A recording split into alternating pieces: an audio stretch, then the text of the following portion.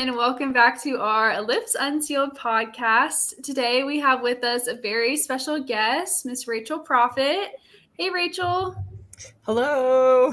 I'd be waving at you. If I got on my roof, maybe I could see you like with binoculars out in your ranch out there in Colorado, since we're so close.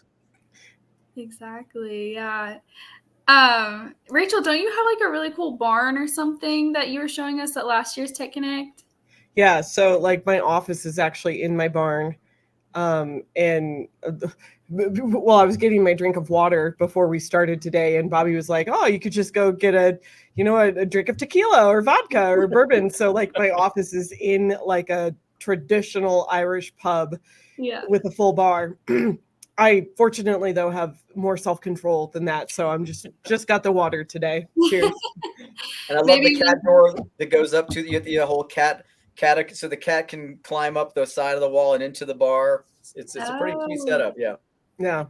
I remember you showing pictures of that. That looks really cool. But yeah, maybe wait till 5 o'clock for that tequila or something, you know? Yeah. It's 5 o'clock somewhere. Yeah, very true. So they say. Oh gosh. Well, yeah. And then of course we always have Bobby with us as well. Hey, Bobby. Howdy. But Rachel, do you want to start us off by doing a little introduction of yourself? Absolutely. For those of you that know me, you know I always love to do inclusive and accessible introductions. And for those of you that don't, you're welcome. My name is Rachel Profitt. My pronouns are she, her. I'm a white woman with long red hair that's pulled back in a bun today. I'm wearing my rose-colored glasses, a pink t-shirt, and I won't disclose what it says because it's kind of offensive. And I'm sitting in my office with my epic sticker wall behind me. I'm a principal program manager at Microsoft, responsible for our business process excellence initiative. Awesome. I love that. Yeah, we have Rachel's t-shirt perfectly blurred out with her title. It just kind of editing needed. But yeah, thanks for joining us today, Rachel. And yeah, we're kind of here to just do a little recap of our crazy week in San Antonio last week and transition into what we're looking forward to at Tech Connect this year. So I am excited because Rachel and I kicked off the week, at least for me. I got in on Sunday. I ran right into some sessions. I did a first-time attendee session, which was great. Got to meet with there were probably 60 people in the room. That was just F&O for first-time attendees. I know there were more than that, but that was the room, and a lot of good interaction, a lot of good learnings, helping those folks get prepared for, like you said, a crazy week of activity. Those events can get out of control if you're not careful. And then I got to go hang out with Rachel and a crew from overseas to see Rocky Horror Picture Show, which was a great way to start the week. I thought it was pretty fun. I would have to second that motion. I wasn't at the new session that you did, Bobby, but I did spend my day on Sunday at the Partner Marketing Day and had an opportunity to network with a number of partners that were there for that pre-event. And it was a very busy week. It was fantastic. I feel like it was so big this year that I didn't get to see all of the people and shake all the hands. It's great to see how the community has grown. But it was definitely, it was a ton of fun and a great way to kick off the week. I had 3 sessions this year, which for me, that's not very much. If you know me, 3 was that's a really light load. Usually on every panel, you've got multiple sessions. Yeah, it's like a full. So I pulled back a little bit this year. One, my health hasn't been as good. So I think just trying to put myself first and make sure that I'm okay and can handle the stress of the week, because it is a lot to be at these conferences. It's draining, and you got to make sure you have enough energy to go to all the parties right in the evenings. That's why we all go to Summit, right? It's for the parties. Oh no, it's for the networking and the educational sessions. I mean, can't let it out there. That's the parties are the whole impetus for any of this is really just to stage, parties Yeah. and have partners and ISVs pay for them at the end of the day. Yeah. Exactly. So for me, I did 3 sessions that I presented. One of them was a panel about neurodiversity, and that's always a topic that's near and dear to my heart since I identify as neurodivergent myself.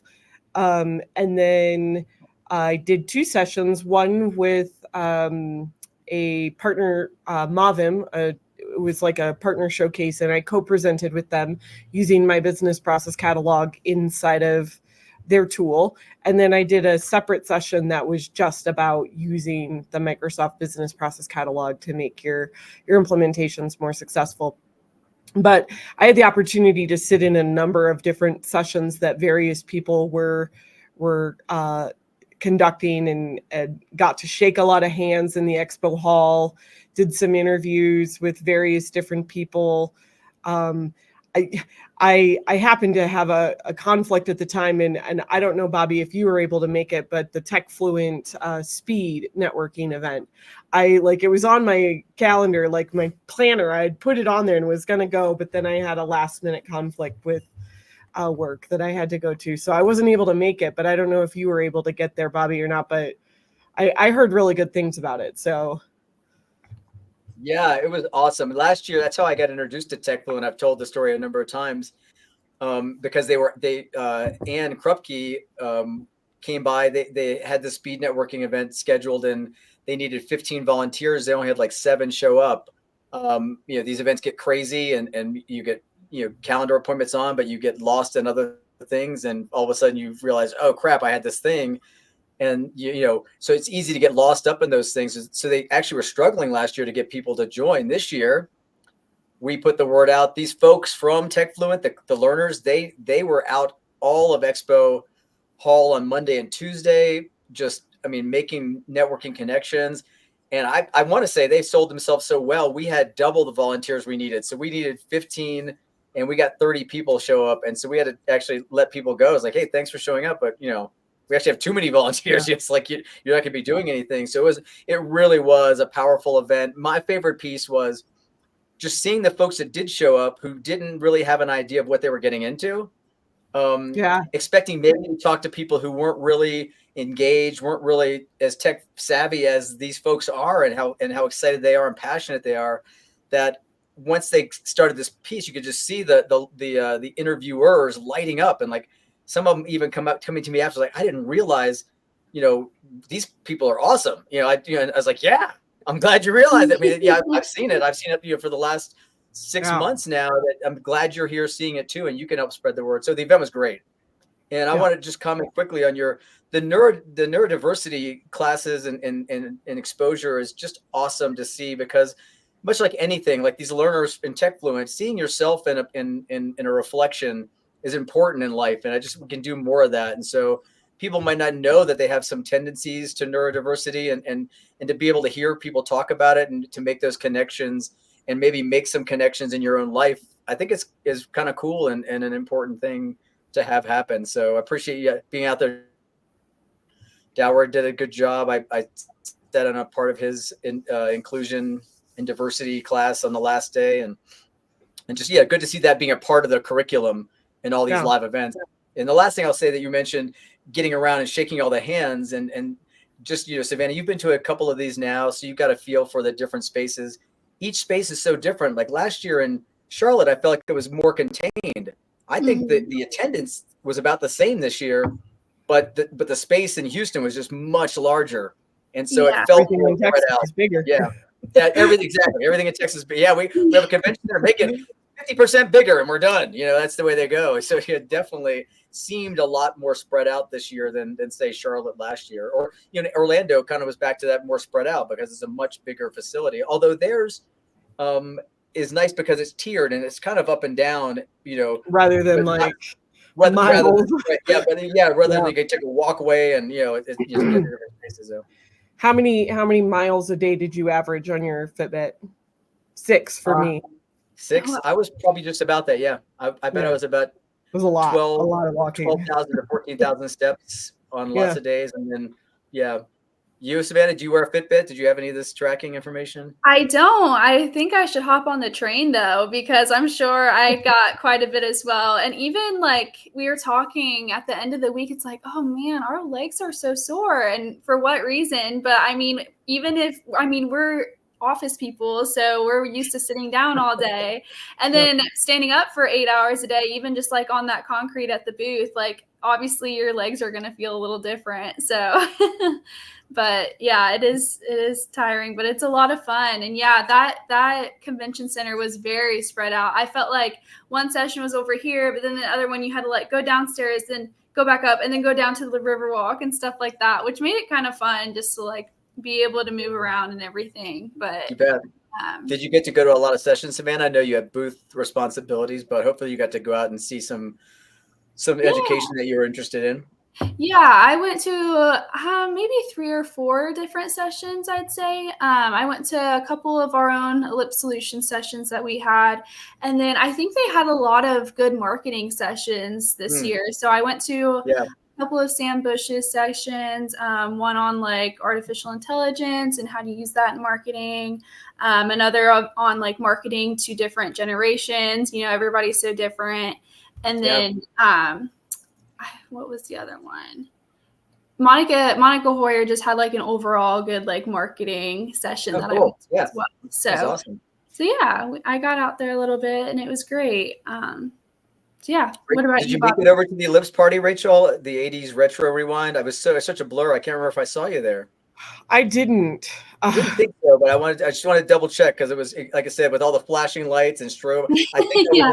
I think I was in a state of like, seizure the entire time, as I was dancing. And maybe it's better that I didn't make it over there because I think I might have been on like sensory overload. It was definitely a sensory experience for sure. There was definitely I felt like there wasn't enough time to get to all the places. Like I said, I mean, even like in the expo hall, in the sessions, like the parties, like there was just so many that I felt spread very thin in like 30 minutes here and 30 minutes there and like walk to the next one.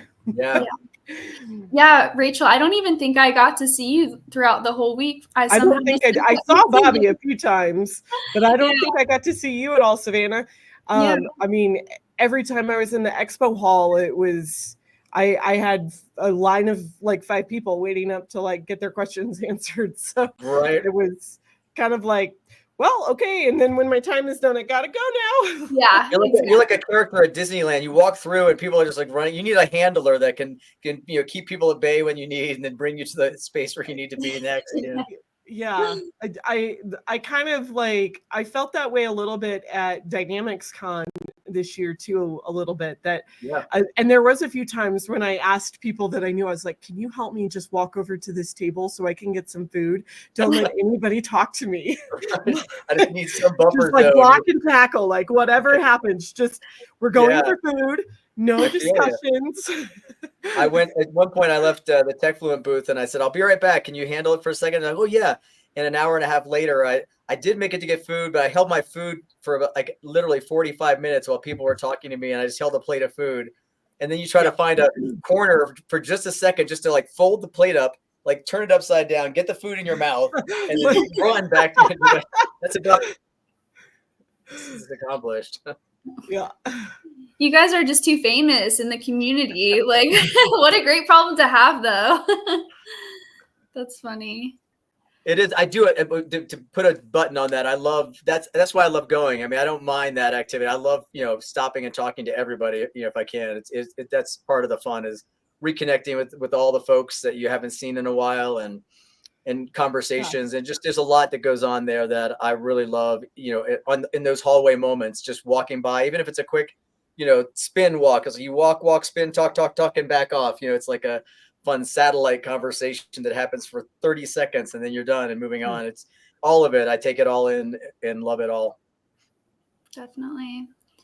Yeah, during lunch, I even got to meet some new people that I haven't ever met before. And one of the girls, she actually she used to live about like 15 minutes away from my hometown, but she lives in Virginia now. So that was kind of a fun little connection to have. I met somebody who grew up near you, and I can't remember who it was now. I totally forget her name now. After I had my conversation, I tried looking her up on LinkedIn and I couldn't find her page or anything. So I was like, well, somebody recognized that they were close to you. I bet one of us is the same person. Interesting. Maybe. That's funny. I always make a point, like to your point, Savannah, like I always at the lunchtime at these conferences, I always try to go sit at a table with like complete strangers and just hear their stories. Like, how's the conference going? And it's a great way to meet new people, and you know, we can all bond over food. Everybody eats, right? Except vampires. Vampires don't eat. That's how you know who the vampires are at the conferences. If they're not eating food, they're likely a vampire. That's tip number one. Keep that in mind. Tip number one to spot out the vampires at conferences. Spot vampires at conferences. They never eat.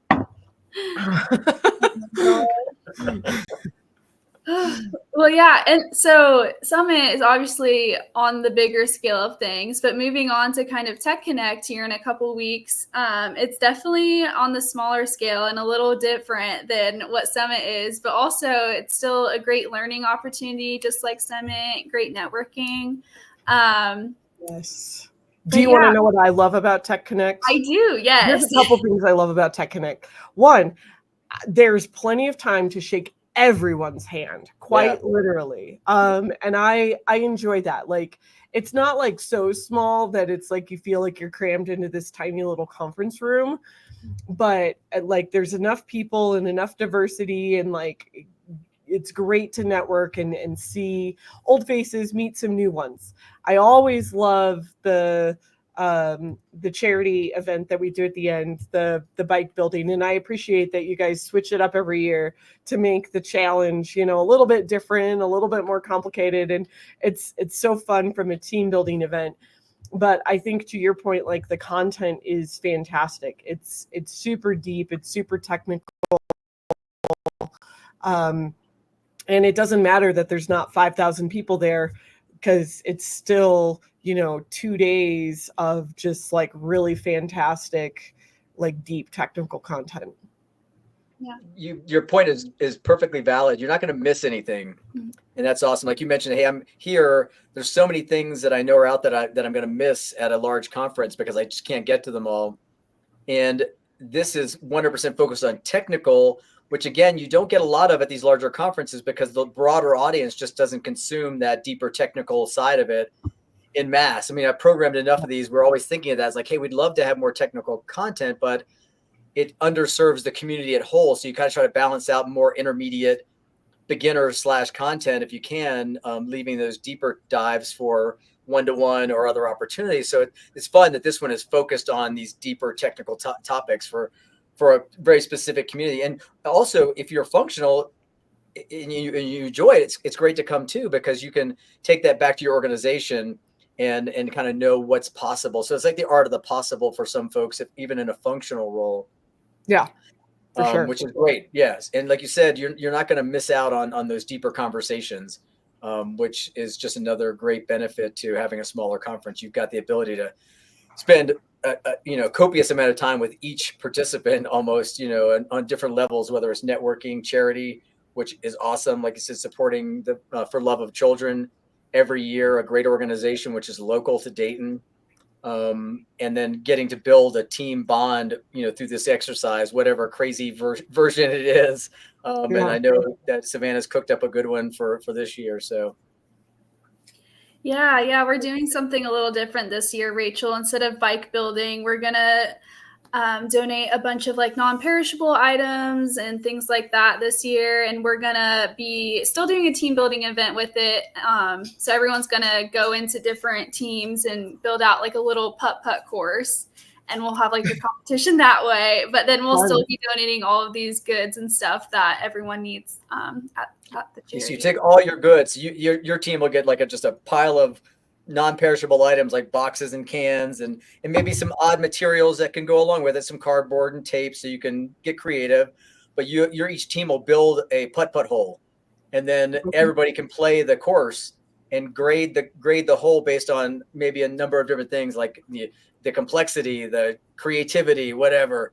And so it should be a fun kind of way to put all these things and then package them all up to give to For Love of Children. They get all these goods to give away for the folks in need there in Dayton. So I need to go research what makes a good putt-putt hole design. Yeah. Or Is just what I'm hearing. yeah. Got it. Or a crazy putt-putt hole. You know, I'm crazy competitive and I want to win. So I'll go do some research. I can't wait. There you go. I haven't decided if I'm going to come in a costume or anything this year. Yeah. Because like last year I did my session dressed as Doc from Back. I know you were missing somebody. You were missing Marty McFly. Yeah. He was holed up in a hotel room in his costume, just weeping silently because he couldn't make it over. Yeah. That's exactly the way it went down. That, right? I it was just my hat. I was cold. I was very cold. And I was wearing my big furry hat, and everybody loved my hat. And I was kind of challenged to wear my hat during my session, and so I did. I was like, whatever, I don't care. Remember that. But I've been kind of mulling over, like, I feel like people are like for my session. I don't know. We can take a vote right here. Yeah, I don't know. Maybe because of the golf team later, you get Caddyshack. You can just like look at some kind of golf attire or something. Happy Gilmore. Yeah, like that big hockey jersey. Yeah, I love it. Yeah. Come in with your custom putt putter. Put some stickers on it. It looks like you have ample amount behind you. Did you find a lot more stickers at Summit? I didn't, because I didn't get an opportunity to wander around the expo hall. I felt like the expo hall did not have enough hours. Yeah, I think it needed more time for the expo hall to be open, because I didn't get a chance to go around. And I always try to find an hour or two to wander up and down. Yeah. And maybe I could have spent less time in the karaoke booth. Once you get sick of that, I don't know.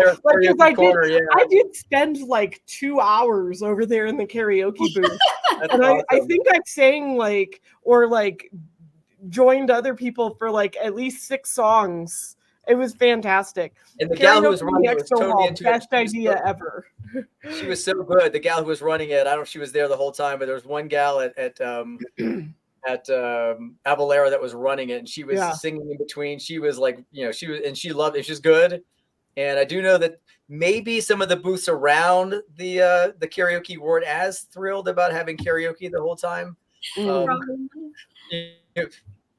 I said the traffic is good, but maybe the noise was a little much. But I think it's a great idea. It's such a fun way to support the community in a fun way and have a booth activity that's unusual for sure. I didn't get to go over to see the puppies. Did collect some stickers because.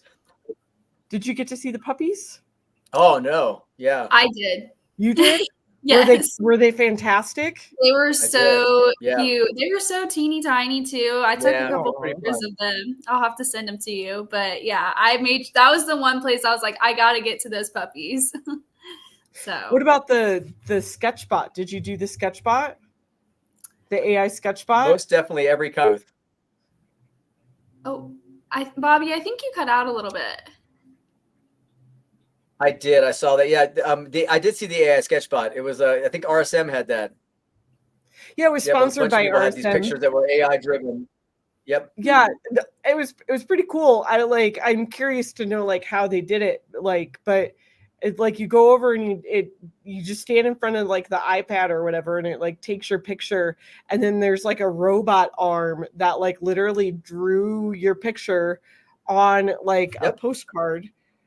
And it digitized it all at the same time. So the robot arm was just holding a black marker, and it would draw your face, and you could take the postcard when it was done, but it would digitize it. And then it put the digitized version of the picture up on the big giant screen. It was pretty cool.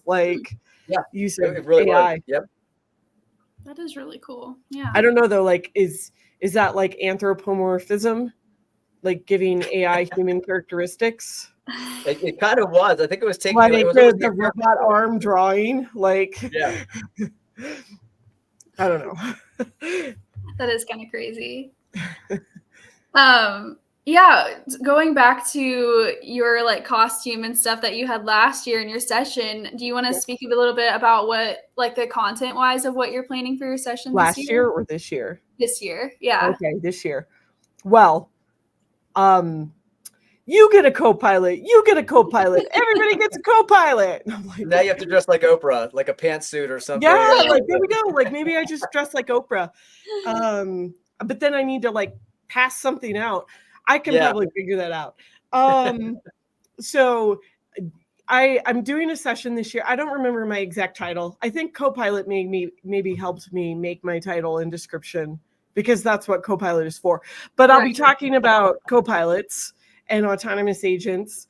And one of the kind of sneak peeks, what I'm going to talk about in there. So I had an opportunity this year to participate in our hackathon here at Microsoft. So in September, the very first week in September, we have hackathon week, and like everybody's allowed to like take off like not take off the time, but like use the time to like hack an idea. And we had a bunch of different themes. And so a very last minute put together a team, and we hacked and we built a co-pilot. And so I'm going to be talking a little bit about like what was that co-pilot, how we put it together. I might even like show a demo of it. But I think like learning how you can use co-pilots in your everyday work and like realistic ways to implement them in your like customers, in your day-to-day like organizational work, I think is really like my goal or key takeaways for people coming to attend my session.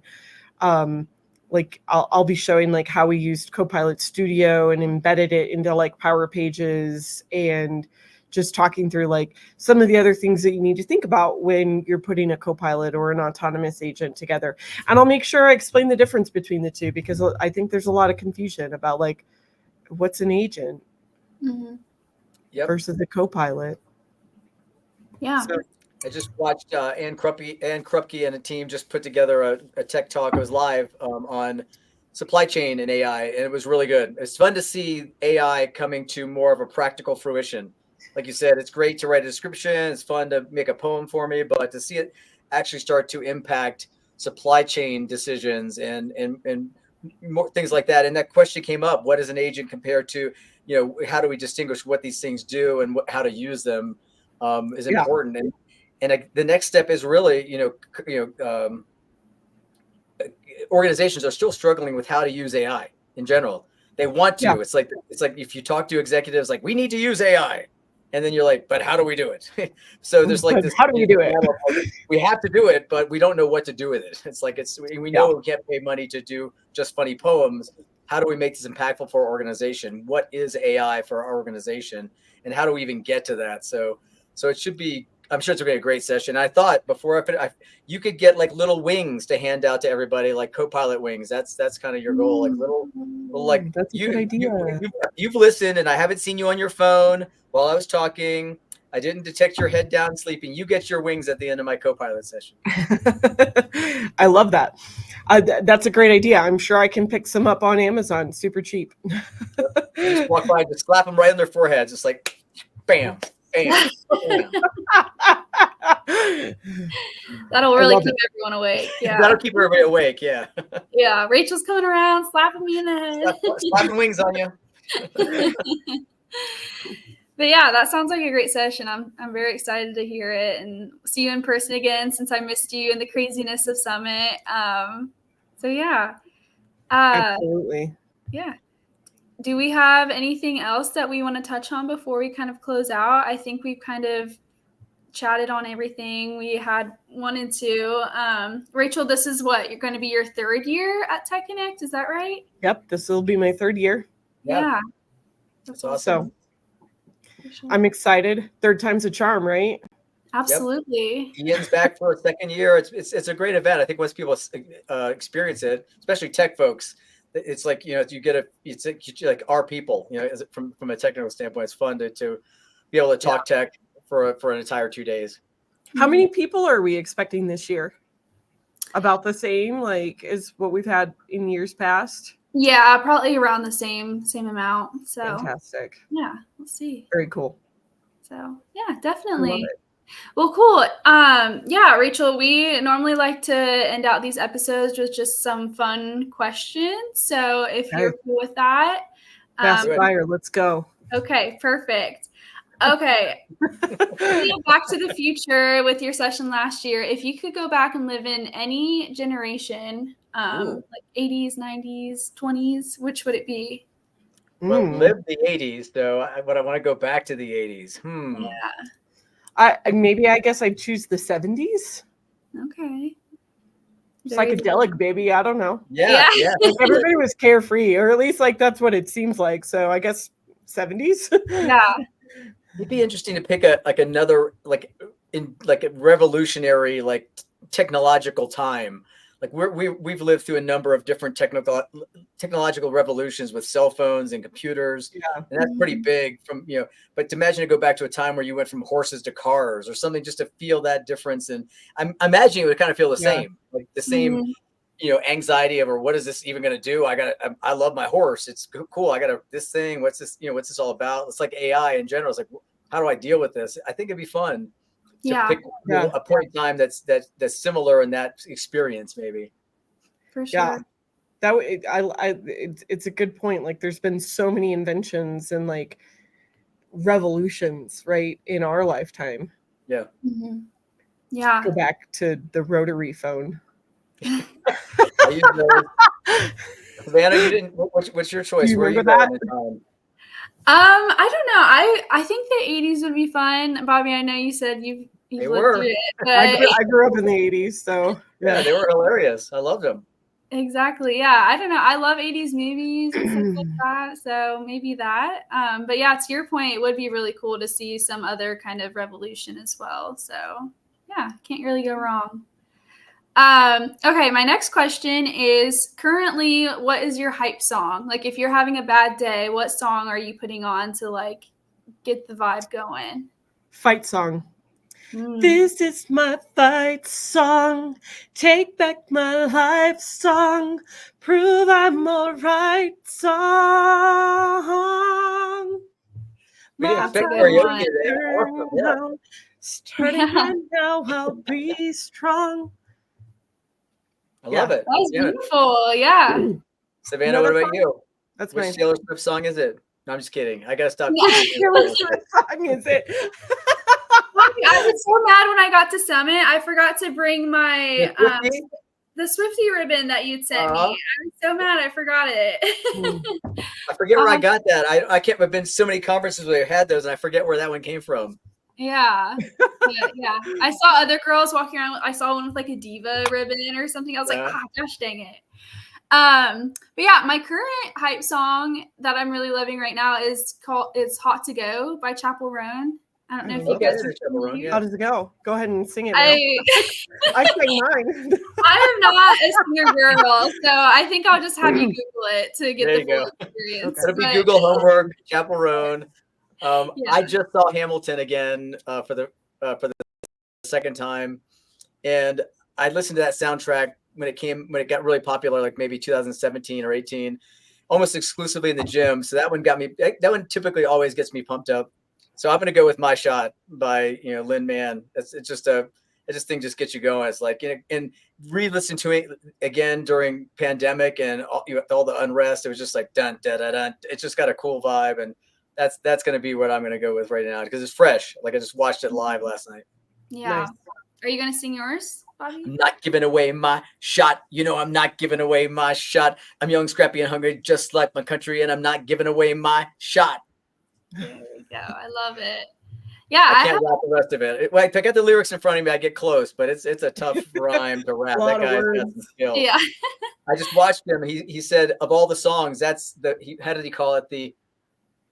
He didn't call it the meatiest, but he called it something. It was funny. It's like, that one's, if you can get through that one, he felt like he could get through the show. Just so many words, so dense with words and rhymes and flips and cadence, because the cadence is never the same. It stops, it starts, it extends, it shortens. It's like crazy to try to get your head around. Yeah. I was a rap star in a previous life. I saw you on stage. I Summit in 2018, maybe. True story.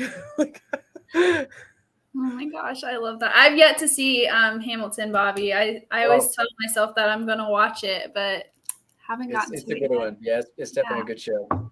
Yeah. Okay, my last question isn't really as fun, but I kind of found it last second today. So it says, would you rather live the rest of your life in total sunlight all the time or total darkness? That's a tough one. And you're getting deep and philosophical now. Yeah, that is a tough one. I think I'm gonna have to go with total sunlight because you can always hide under a blanket and create darkness. Yeah, and vitamin D. Like, yeah, you I can't think create like artificial it's sunlight. that time of year where like when I walk to the house or to the barn in the morning and I walk back to the house at the end of the day, it's dark, like the sun is like, and it's almost to the point where like I get no sunlight every day.